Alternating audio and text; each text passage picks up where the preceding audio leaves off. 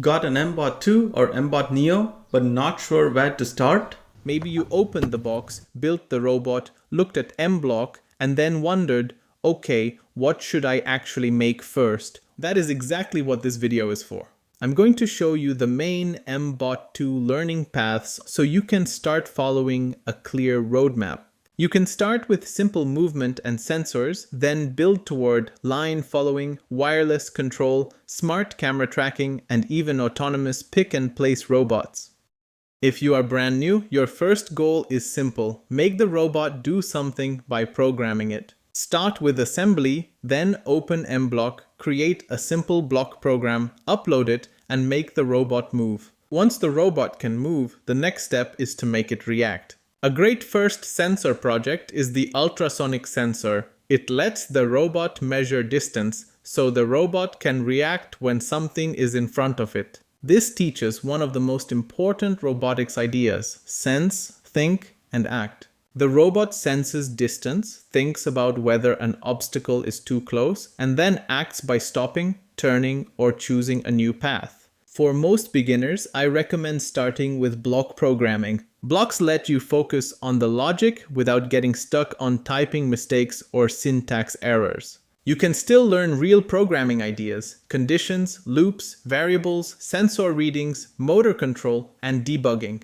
And even though blocks look simple, you can build real projects with them. On this channel, the block projects include obstacle avoidance, line following, tilt detection, wireless control, and smart camera projects. After the basics, one of the best paths to follow is line following. Line following starts simple. First, the robot detects the line. Then it decides whether the line is on the left, center, or right. Then it adjusts its movement. But this project can grow with you. You can improve it with smoother turns, proportional control, high-speed line following, inverted tracks, T-intersections, and broken lines. This is where students start learning real engineering thinking. You build something simple, test it, find the problem, improve the code, and test again. That cycle is one of the most important skills in robotics.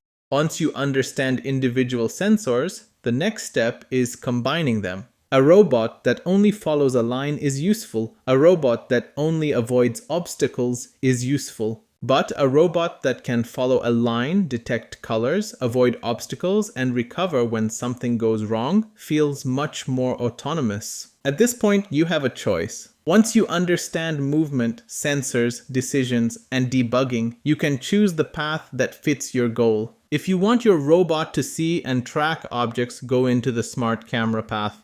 The smart camera lets the robot track a ball or object in front of it instead of only reacting to distance or line sensors. Start with setup, then object tracking, then ball following, and then move toward pick and place.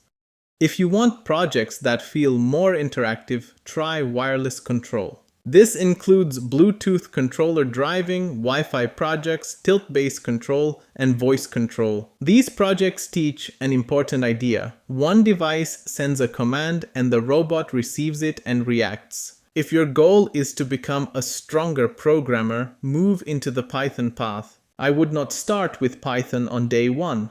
First, learn the robotics ideas with blocks: movement, sensors, conditions, loops, and simple decision making. Then use Python to express those same ideas with more control.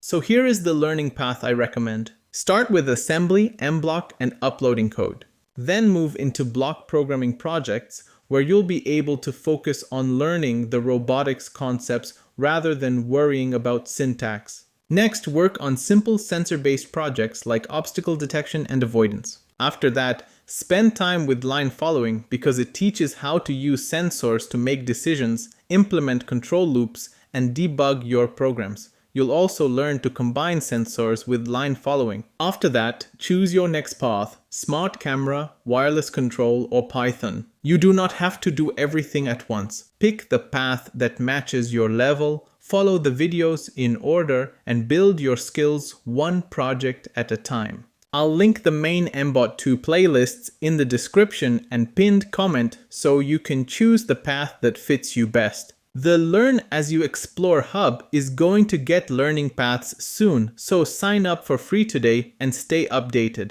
The link to sign up is also in the description. If you got anything at all from this video, please hit the like button and subscribe to the channel. Thanks for watching, and I'll see you in the next one.